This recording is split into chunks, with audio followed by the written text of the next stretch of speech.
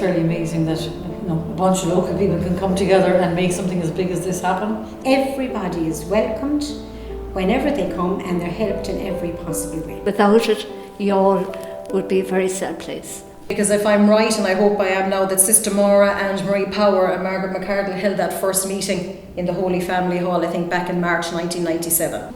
We were called to the Holy Family. There was a meeting up there.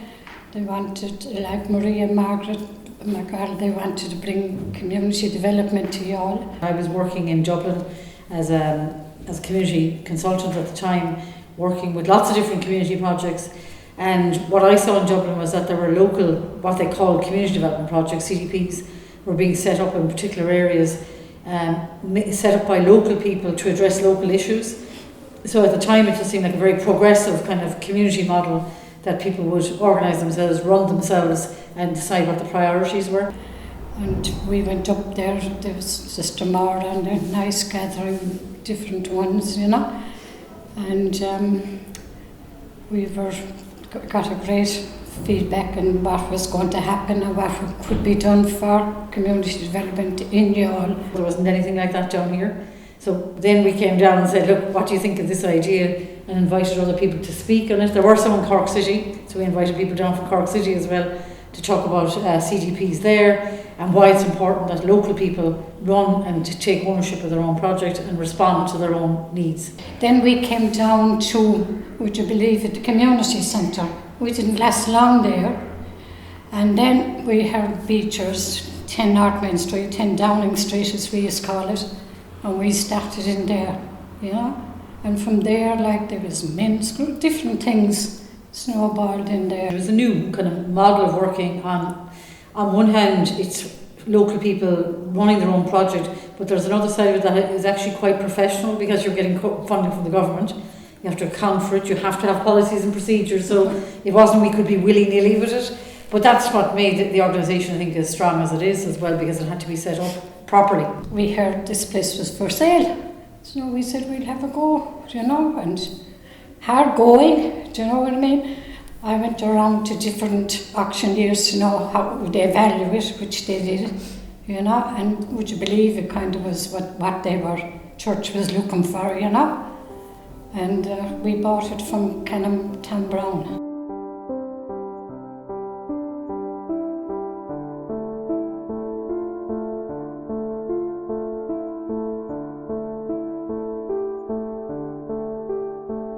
My sister Mary, unknowns to me, put my name down for a course here in this very room, and I came along, and then I met the one and only Sister Maura, and she was here and this and that and in and out. Of course, she was a champion for women and women's rights, and she was just a wonderful woman, and always wanted to encourage everybody to move on and develop their skills and their talents. So one day she didn't ask me. She said, you're to go up to Cumann in the North Main Street, and you're to go on a course doing the citizens information. They were starting a citizens information that time, and there were a group of us. We did, I think, 14 weeks or something. So that's how I became involved with Cumann. For me, I just have to acknowledge that I would not be here, I would certainly not be sitting in this chair talking to you here if it wasn't for Sister Maura. And I just have to mention her because my previous work life was in retail, and Sister Maura used to come in and out to the shop that I worked in. And whatever it was that she saw in me, or she saw lacking in me, which was confidence and self-esteem, which I didn't realise I even had, not a mind lost, and she got me going on this road, along with another lady called Flo Deneen, who at the time was involved with what is now Cumann, which was the All Community Development Group. And Maurice said to me, you need to go up and meet this lady, Olive Kelly, as Margaret also mentioned. And when I started, it was just a little bit before Margaret. I think it was probably the end of '98, because they were in the community centre. And I met Olive there, and I just got involved. I didn't know what I was getting involved in. I had no idea what was even going on around me. But for me at the time, it was a very safe place for me. The atmosphere here, it's so hard to describe. If you were kind of to smell the atmosphere, what it is, it's goodwill. And it's kind of, there's no put-downs. They really encourage you to be the best you can. People have a sense, women in particular, once they've had their, reared their family and the family have gone, though they may be excellent in every way, people will say, they'll say, oh ma'am, you had your day, or how would you know that? that type of thing. And I suppose, you know, coming here, it's about them. And as well, we had so many courses, and Sister Maura was greatly instrumental in getting a lot of those courses for us. Well, it enhances, you know, the personal. It really does enhance you, and it taps into those latent skills that you never even knew you had. What I find about here, when you do a course, you're kind of meeting people every day, you're talking about your problems, you're building your courage and your confidence, and you're able to put yourself out there. So rather than be at home and saying, oh, I can't do anything, it gives it the strength to kind of have a go. I think I discovered myself. I got to challenge myself and the views that I held through Cumann. That's what a lot of it did for me, was it made me see who I really was, and that everyone around me accepted me for me and accepted my flaws, which was new to me. Because I suppose, like, when you know, in your general piece of life, sometimes you hide who you are, but this place brought it out in me tenfold. My late husband used to say, I'd say she's married to Cumann. That's what he felt, that I was here, you know, at the meetings, and no, it was a great outlet altogether. You can have confidence, but the courage is the real big thing, like, because they give you that. I came in the door there now today, and the welcome I got. Maria came over and gave me a hug, and, you know, you won't get that.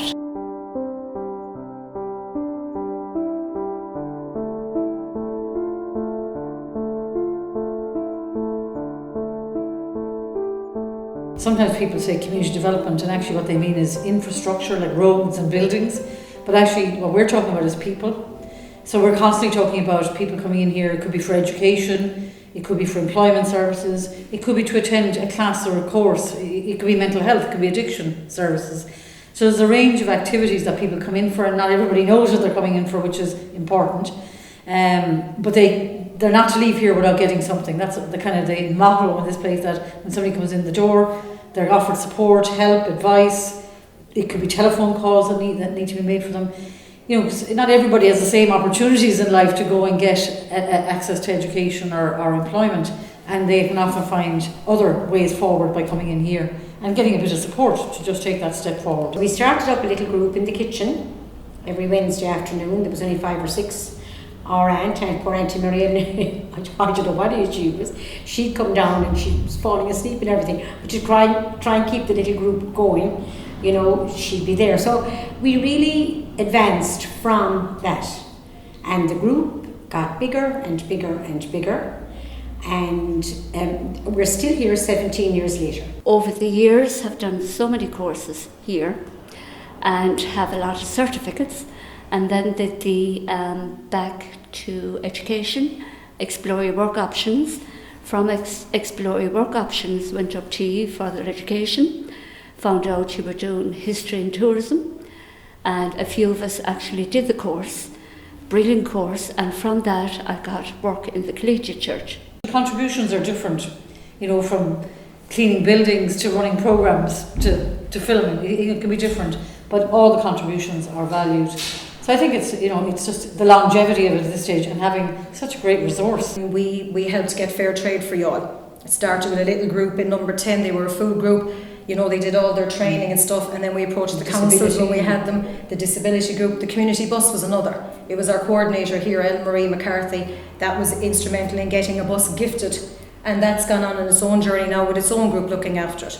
You know, and the Citizens Information Centre as well. Yes, yeah. And another big thing was back in the early 2000s, maybe around 2004, when Artisan finally closed its doors. People didn't know where to go. They actually came to Cumann. And at the time when we were very much strictly like social inclusion work, we couldn't leave the people there because they were our own.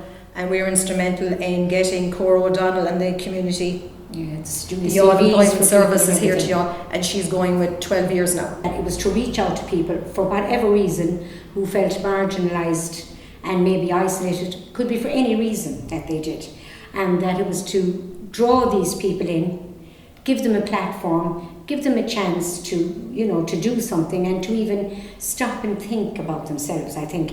And I think it gave people a wonderful sense of their own worth and self-esteem. I think it renewed their faith in themselves, because to me the whole sort of aura around Cumann is you're welcome, People are very kind, they're very helpful in every way. As I say, it doesn't matter. Our logo, as you can see, is the open door.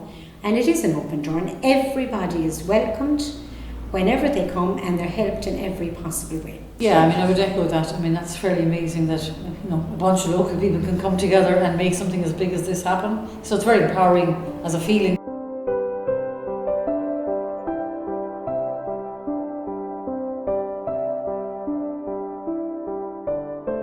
There was years I was talking about that were really tough there, 2010 to 12. I think surviving that is a fantastic credit, because that was a really tough period. Staff had to be let go. Nobody really wanted to do that. The funding was cut. There were very tough decisions on local people in relation to other local people. So that was one of the tougher times. One of the biggest changes, I suppose, for us was the fact that when our funding did go in 2010, we lost the core funding that the government gave. We also lost workers, and it came back down to the management committee and the volunteers to keep going. And we had to turn our community heads into business heads, because we had to make sure that this building was rented, was cleaned, was heated, didn't we, Margaret? And that was difficult. tough. And, you know, other skills came out in us. Some, you know, it was hard to cope sometimes because we were very community orientated. I suppose, I mean, to put that into context as well, I mean, nowadays, I mean, there's just over 25,000 people using the building on an annual basis. I mean, that's a phenomenal figure from where we started, and that's kind of year on year for the last few years. And I think that's a real credit to the strength of the management committee that is still in place, and it still turns up, and it still keeps the resource centre open even in very hard times.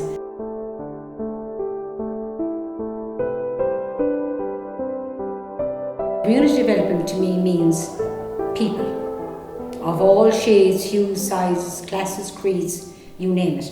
And I think community Cumann Adina epitomises that. I was passing the door one day and kind of out of desperation, I said, right, I'll go in here and see what's happening here. And I opened the door, and it was on only Teresa. Teresa, you know, she's here for years.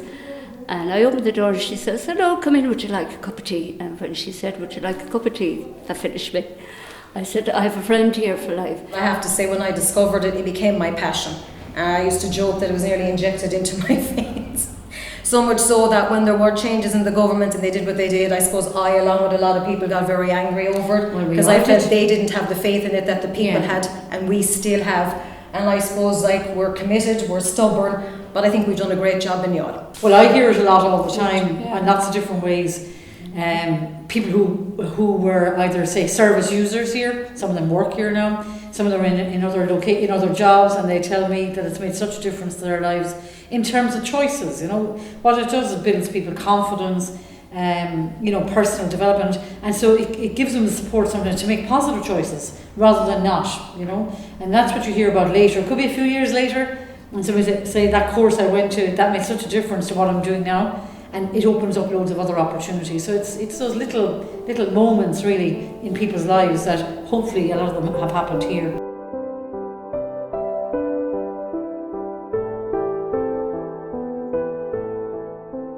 The 20-year celebration for me is also part of celebrating all the people that came before me, all the people that inspired me, all the meetings that I went to that I didn't know what was going on, but I listened and I learned, and I suppose I just want to say thank you to all of them, and that's why we're here, is to celebrate all of them. Yeah. And I would hope then that from that some way we could inspire the next lot of people to come on. You know, we are always looking for new people to volunteer and to come in and be part of the board or be part of below, and that hopefully for the future we would, if we manage out of nearly 18 to 20 odd years of our lives and others as well, to keep going with that commitment, that hopefully that we can inspire that in others and move it along it's the next phase of its journey, whatever that is as well.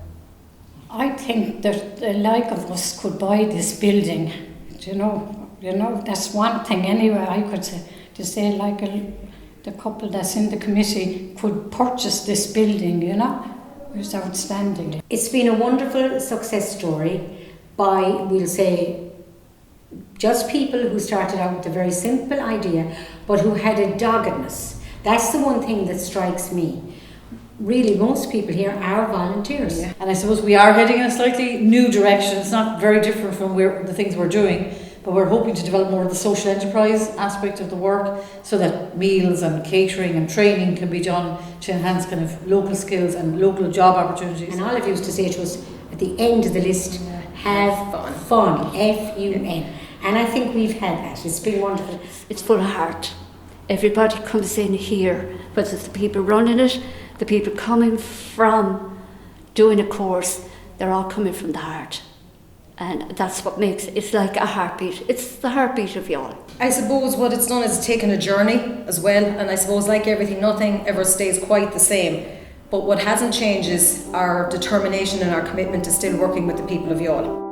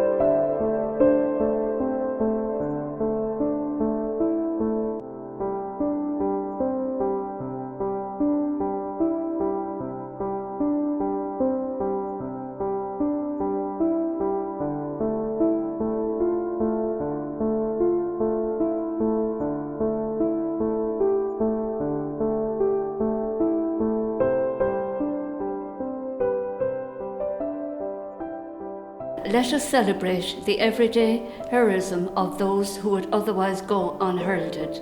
These are the ones that spread a ripple of good amid overall gloom and apathy.